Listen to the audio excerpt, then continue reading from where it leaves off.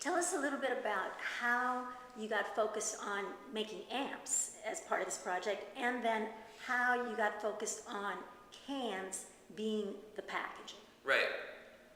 So in college, my roommate got a kit to make an Altoids tin into a guitar amp. Okay. And he was an electrical engineer, a good friend of mine, and he soldered it all together and put it in the tin can. And it didn't sound very good because an Altoids tin is a really small enclosure. So he took that electronics and put it in a soda can, and we're both musicians and would play together a lot, and showed it to me, and I said, man, this is a cool idea. Maybe I could work with you to turn it into something that more people could have access to.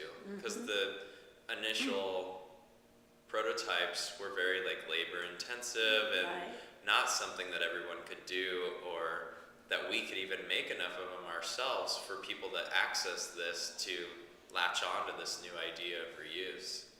So tell us a little bit about how people buy the amp and how people buy the can. Yeah. So, and part of the reason that we've come up with this design is it's a licensing issue.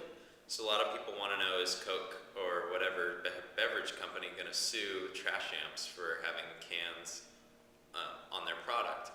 And the answer to that is you're allowed to sell a can as long as there's nothing in it. Right. Yeah, which is really interesting. And the way I figured that out is I knew that people were buying and selling and trading Coke cans as collectors on eBay, and that's not against the law. But I also know that using people's brand and stuff like that can get really tricky. Right.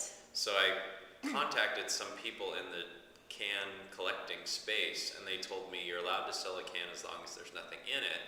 So I came up with the solution of a speaker that easily slides in and out of the can, which makes it cool for the customer, because if they don't like Coke, they could get another can and cut the top off and change the skin. Or if they dropped it and it got dented, you just recycle it. But I think it really gets at that idea of, man, there's probably a lot of things that we're throwing away that could have a new use, and we never even considered that. Right.